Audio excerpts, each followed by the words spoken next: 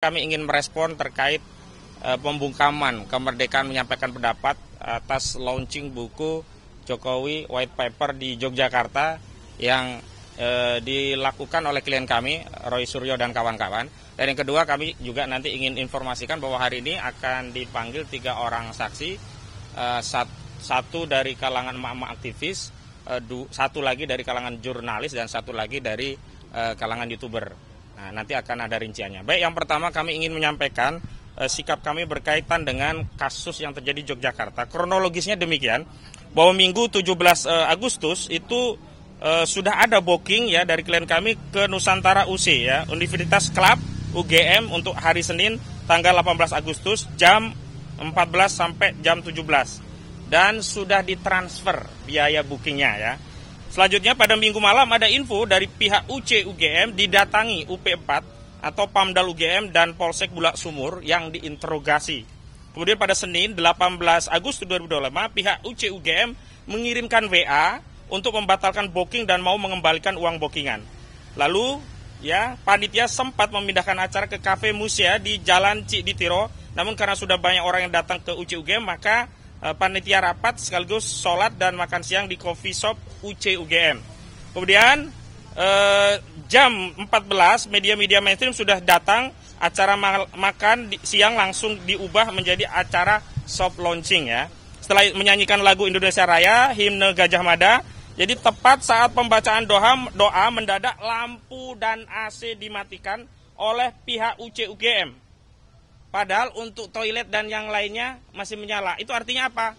Ini bukan mati lampu alamiah atau mati listrik, tetapi area yang akan digunakan untuk launching itu saja yang kemudian dipadamkan. Ini benar-benar tindakan brutal ya. Padahal di sana ada banyak tokoh ya, termasuk ada Pak Said Didu, Jenderal Tiasno Sudarto, Bung Refli Harun, Dr. Muhammad Taufik, Pak Agus FDI dan yang lainnya. Semua adalah saksi peristiwa mati listrik yang dilakukan kami duga secara sengaja, bukan karena insiden. Selanjutnya bahwa karena panitia sudah ada wireless dan baterai, jadi acara tetap dilanjutkan meskipun dengan kondisi mati lampu. Ini mencekam nih, luar biasa ini. Di era kemerdekaan yang sudah 80 tahun ternyata kemerdekaan berpendapat itu belum merdeka, masih dijajah. Dan kemudian ada spanduk backdrop yang semestinya digunakan tapi tidak bisa digunakan dan akhirnya acara tetap terselenggara dengan kondisi seadanya. Kami ingin tegaskan beberapa hal ya. Yang pertama, acara di Yogyakarta ini di lingkungan UGM, di UC UGM ini yang kemudian dipindahkan ke beberapa tempat dan akhirnya terjadi di sebuah kafe ini adalah konfirmasi adanya pembungkaman kemerdekaan berpendapat, khususnya berpendapat secara ilmiah dengan menerbitkan buku yang tebalnya lebih dari 500 halaman yang disusun oleh trio RRT. Siapa dia? Roy Suryo, Rismon, dan Tifauzia Tiasuma.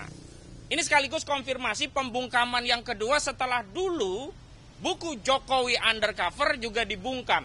Jadi kita seluruh rakyat harus bersama-sama melindungi RRT, Roy Suryo, Rismon, dan Tifauzia Tiasuma agar tidak lagi menjadi korban kezaliman akibat pembungkaman kemerdekaan konstitusi yakni berpendapat melalui tulisan dengan kajian-kajian yang ilmiah bisa dipertanggungjawabkan dan kalau ada orang yang keberatan bisa dibantah, tetapi sampai hari ini tidak ada satupun bantahan. Jangankan buku Jokowi White Paper yang tebalnya lebih dari 500 halaman, buku Jokowi Undercover karya Bambang Trimulyono yang hanya 240 halaman pun sampai hari ini tidak pernah dibantah. Artinya kalau tidak dibantah berarti data-data itu dibenarkan. Tetapi apa yang terjadi? Ya kita tahu bahwa Bambang Trimulyono dan Gus Dur akhirnya dipenjara dengan dalih mengedarkan kabar bohong. Dituntut 10 tahun maksimum, divonis 6 tahun. Lalu kami mengadakan banding, turun menjadi 4 tahun, pasalnya berubah menjadi delik kebencian berdasarkan SARA. Ini adalah konfirmasi adanya pembungkaman dan kami sekali lagi dari tim advokasi anti kriminalisasi, akademisi dan aktivis mengecam keras tindakan pembungkaman dan menghimbau agar aparat penegak hukum bekerja. Tetapi kita tahu bahwa hari ini justru persoalan itu tidak hanya ada pada masyarakat, justru kita duga kuat ada keterlibatan aparat yang justru membackingi tindakan-tindakan yang membungkam ini karena Pamdalnya lah, pengaman dalam di UGM tadi, informasinya diinterogasi dan ada keterlibatan di Polsek setempat. Nah, ini Kapolri harus segera mengklarifikasi. Pak Listio Sigit Prabowo, Anda harus klarifikasi karena ada keterlibatan anggota Anda di tingkat Polsek terhadap ya tidak terselenggaranya dengan lancar. Meskipun terselenggara tapi tidak lancar karena harus berpindah-pindah. Yang kedua, kami ingin tegaskan bahwa hari ini kami juga memenuhi panggilan dari saksi-saksi ada 3 ya. Ini juga makin menguatkan karena kalau klaster-klaster sebelumnya yang disasar hanya aktivis dan akademisi.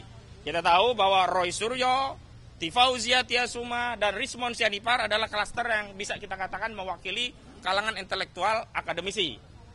Kalau kita sebelumnya tahu ada ya Rizal Fadilah, ya ada Rustam Effendi, ya ada yang lainnya. Ini juga klasternya adalah aktivis.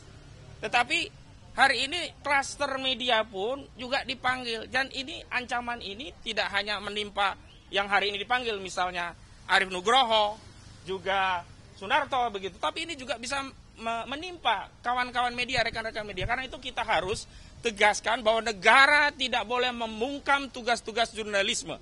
Sebaliknya negara harus ada dan hadir terdepan menjamin kemerdekaan berekspresi termasuk kemerdekaan menyampaikan informasi kepada publik berkaitan dengan berbagai informasi apapun. Bahwa kalaupun ada yang keberatan dengan informasi yang disampaikan, komplainnya jangan ke media. Jangan manggil-manggilin wartawan jadi saksi. Takut orang dipanggil polisi meskipun jadi saksi. Karena besok bisa saja berubah menjadi tersangka.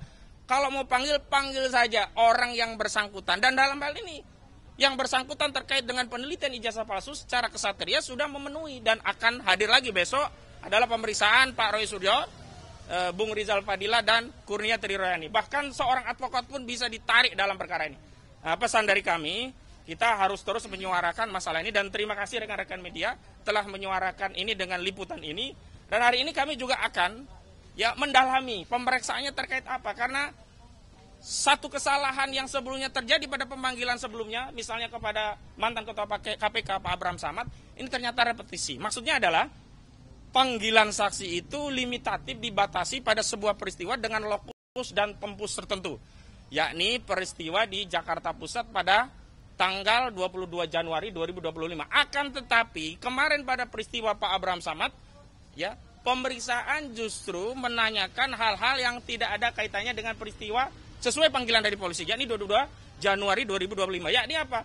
Peristiwa yang berkaitan dengan sejumlah podcast di mana Abraham Samad Speak Up mengundang sejumlah narasumber, di antaranya juga klien kami, yakni Roy Suryo. Jadi kita ingin menegaskan itu, dan hari ini kita juga akan memastikan apakah repetisi kekeliruan ini akan diulangi terus, dan ini akan menjadi presiden buruk bagi penegakan hukum.